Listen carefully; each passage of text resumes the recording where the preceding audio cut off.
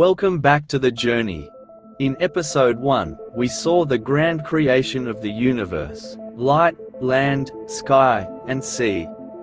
But now, in Genesis chapter 2, the camera zooms in. We're no longer watching galaxies form, we're standing in a garden. The Garden of Eden. Today, we step into a more personal story. One of breath and dust, of trees and rivers, of solitude and companionship. What does it really mean to be human? Why place a tree in the middle of paradise? And what can Eden teach us about choice, love, and vulnerability? Let's unravel the deeper meaning behind Genesis chapter 2. Let's start. Genesis chapter 2 verse 1. Thus the heavens and the earth were finished, and all the host of them. 2. And on the seventh day God ended his work which he had made, and he rested on the seventh day from all his work which he had made.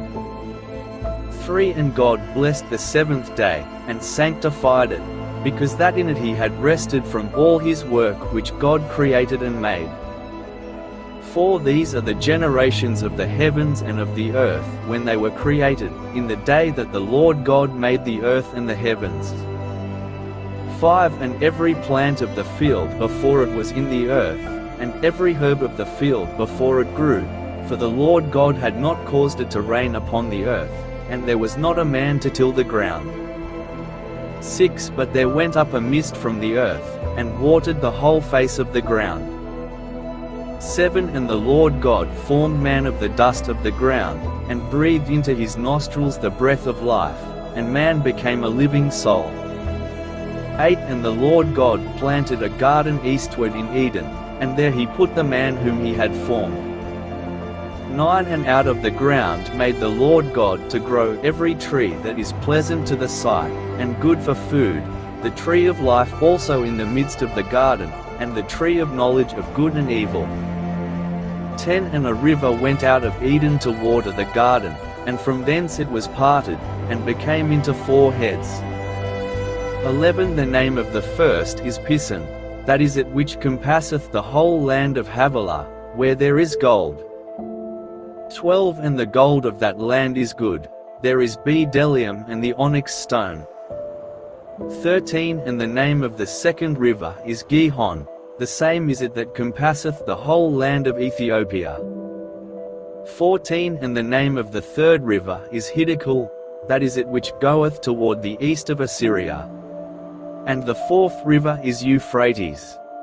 15. And the Lord God took the man, and put him into the Garden of Eden to dress it and to keep it.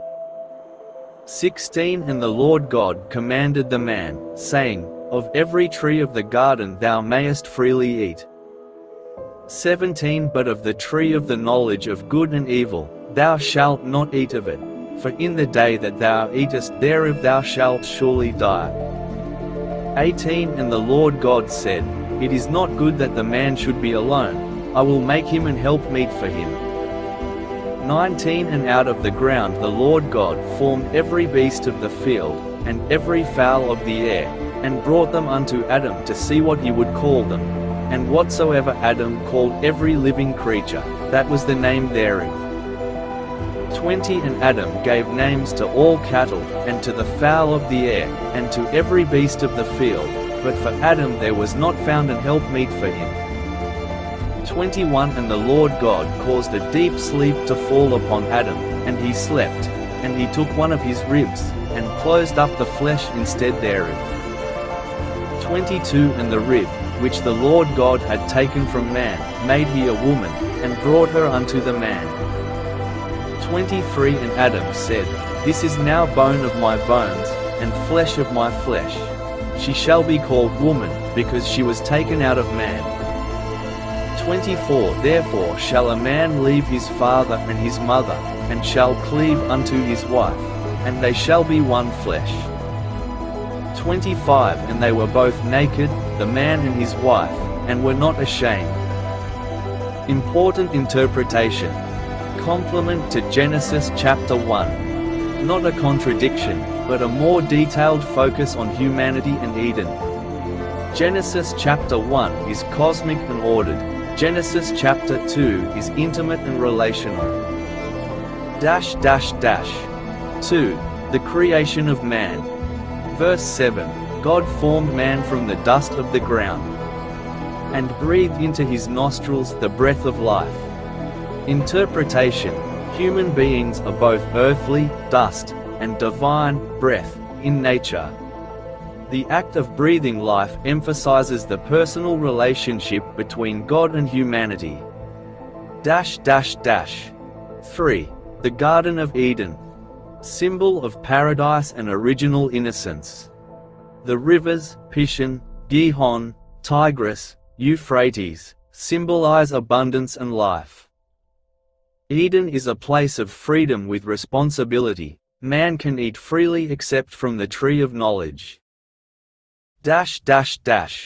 4. The tree of knowledge of good and evil. Free will. God gives man choice, making moral decision-making possible. Test of obedience. This tree represents a boundary. Crossing it brings consequence and awareness. 5. Creation of woman. Verse 18. It is not good for the man to be alone. Shows that relationship and community are essential to human life. Woman created from man's rib. Symbolizes equality and partnership, not hierarchy. The Hebrew word for helper, Ezer, does not imply inferiority. It is also used for God as a helper in other scriptures. 6. Institution of marriage.